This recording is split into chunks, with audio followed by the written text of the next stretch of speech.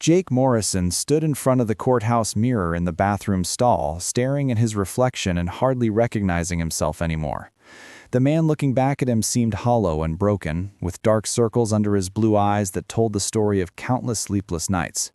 He adjusted his dark tie one more time and took a deep breath, trying to gather every ounce of strength he could muster for what was about to happen. Today was the day that his 5-year marriage to Emily would officially end, and he still could not believe how quickly everything had fallen apart. 5 years ago, Jake had been the happiest man alive when he married Emily Richardson. The woman of his dreams had walked down that aisle in a stunning white dress and promised him forever. He had built their entire life around that promise. They had bought their small, cottage-style home with the wraparound porch that Emily had always wanted. They had planned vacations, talked about children, and made plans for a future that seemed so bright and so full of possibility. Jake had worked hard at his job as an accountant to provide for their family, and Emily worked as a marketing executive, and they seemed like the perfect partnership, built on love and trust. Then everything changed 6 months ago when Jake noticed Emily was staying late at the office more often. She said it was a big project that demanded her attention. Her phone began buzzing constantly, and she would glance at it nervously before tucking it away from his view. Jake had tried not to be paranoid, but something inside him knew that something was wrong. One afternoon, while Emily was in the shower, Jake made a decision he never thought he would make. He picked up her phone and opened her messages, and there it was. His entire world crumbled in that single moment. The courtroom was cold and sterile, with its beige walls and wooden furniture that seemed designed to strip away any warmth or humanity from the proceedings. Jake sat at the table next to his attorney, Michael Richardson, who had been his lawyer for the past 3 months. Michael was a stern man in his 60s with gray hair and sharp eyes that had seen countless divorce cases. Michael had assured Jake that this would be straightforward since they had no children and Emily had agreed to a fair split of their assets. But nothing about divorce felt straightforward when your heart was the one being divided. Jake stared at the empty chair where Emily was supposed to sit. He checked the clock on the wall and saw that they were 5 minutes past the scheduled start time. His attorney leaned over and whispered something about how late arrivals were typical in these cases, but Jake felt a knot forming in his stomach. Something felt different. Something felt wrong. The judge was beginning to shuffle papers with a look of irritation when the back doors of the courtroom suddenly opened. Emily walked in and Jake felt his breath catch in his throat, but not for the reasons he expected. It was not her presence that shocked him or even the confident way she carried herself down the aisle of the courtroom. It was the unmistakable curve of her belly pressing against the fabric of her flowing blue dress. Emily was pregnant. There was no denying it, no way to explain it away. The gentle swell that protruded from her midsection could only mean one thing. She was carrying a child. Jake's mind raced, trying to process what he was seeing. Emily had 6 months of visible pregnancy, which meant she had become pregnant while they were still married or very shortly after she had begun her affair with Brandon. The realization hit him like a physical blow, and he gripped the edge of the table so hard his knuckles turned white. Michael placed a hand on his arm, squeezing gently in a gesture of support, but it did nothing to ease the crushing pain that was flooding through Jake's chest. What made it worse, what made it absolutely unbearable, was the smile on Emily's face. As she sat down across from Jake, she looked at him directly and smiled.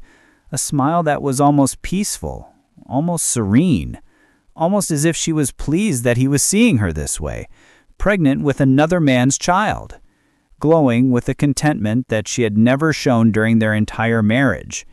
The smile cut deeper than any words ever could because it conveyed something far more devastating than anger or regret. It conveyed complete indifference to his suffering.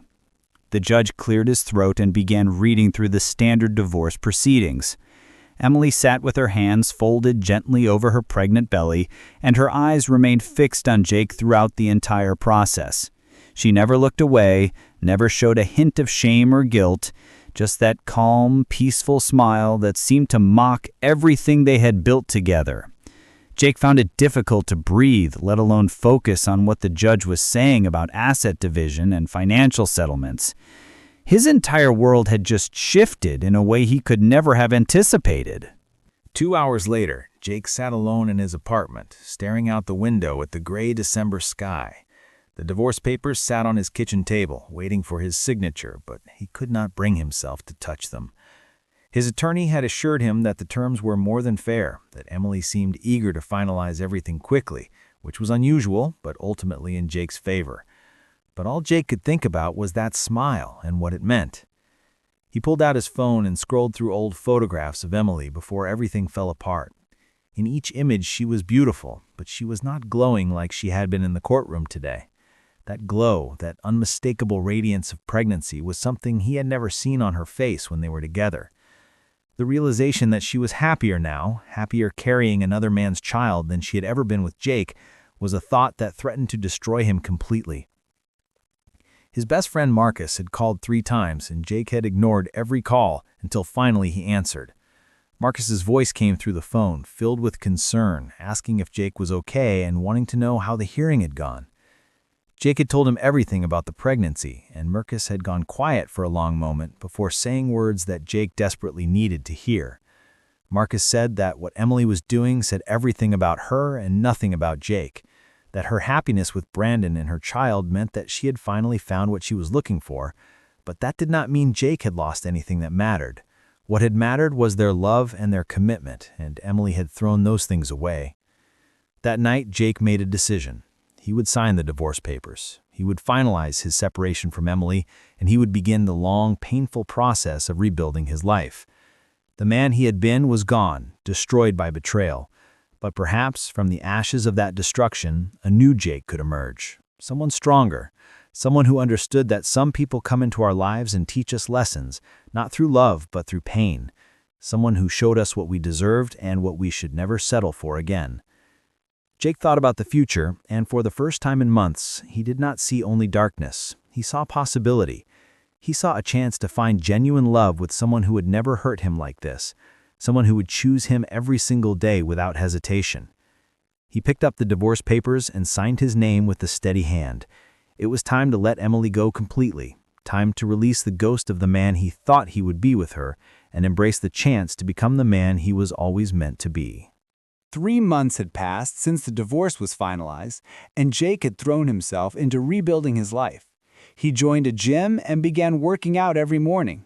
He spent his evenings at coffee shops, reading books, and writing in a journal, things he had neglected during his marriage. He reconnected with old friends and even attended a work conference where he met new people and felt something he thought was gone forever. A sense of hope and possibility for what lay ahead. His apartment no longer felt like a temporary holding space, but like a home where he was choosing to build something new. One Friday evening, Jake went to a bookstore downtown to browse and get away from his thoughts. He was standing in the fiction section when he literally bumped into a woman, causing both of them to drop their books. The woman laughed, a genuine warm laugh, and when Jake looked up, he saw her eyes were kind and her smile was genuine. Her name was Sarah, and she was a high school history teacher. She had been reaching for the same book on American history that Jake had been examining. They started talking, and before either of them realized how much time had passed, they had been standing there for almost an hour. Sarah was everything that Emily was not. She was present and genuine, and when she smiled, it was because something truly made her happy, not because she was pleased by someone else's pain. They exchanged phone numbers, and Jake felt nervous in a way he had not felt in years. The nervous excitement of meeting someone new and not knowing where it might lead. Over the next few weeks, Jake and Sarah went on dates. They went to dinner and movies and took walks through the park. And with each moment, Jake felt himself healing in ways he had not thought possible. But then one afternoon, Jake received a phone call that turned everything upside down again. It was a woman from the hospital. Emily had gone into early labor and there had been complications. She was asking for Jake because he was still listed as her emergency contact. The years of marriage still had legal consequences, and Jake found himself driving to the hospital before he could even think about whether he should go.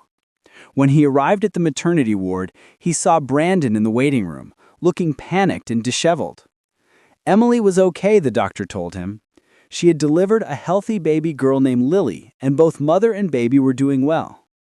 Jake stood there, processing this information and feeling a confusing mix of emotions. As he sat in the waiting room, he realized that he did not feel anger anymore.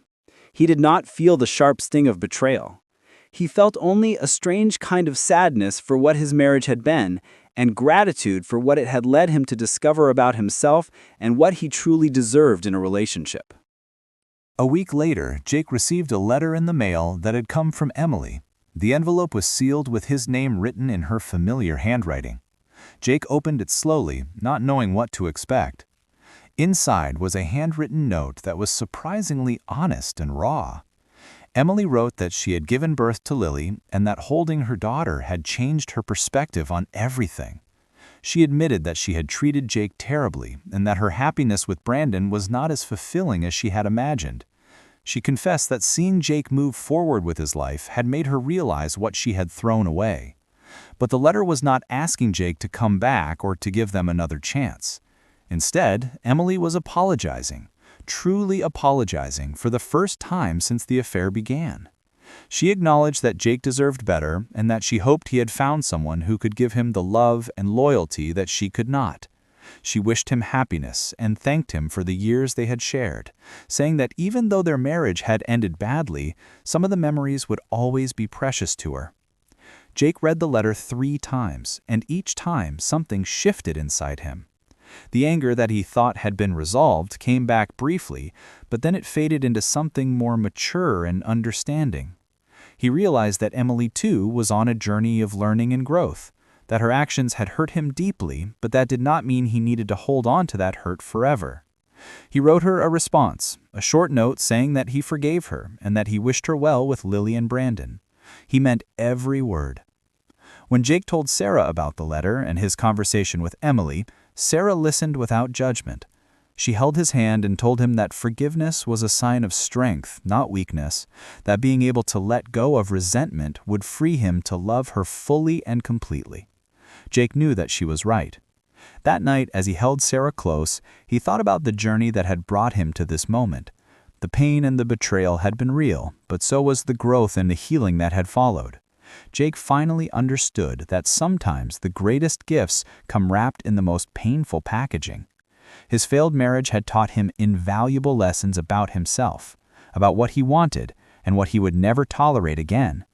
It had led him to Sarah and to a love that was built on honesty and genuine care rather than on illusions and false promises. As he looked toward the future, Jake no longer saw a man destroyed by betrayal, but a man who had been refined by it and made stronger. And that man was ready for whatever came next, knowing that he had the strength and wisdom to build a life of real meaning and true love.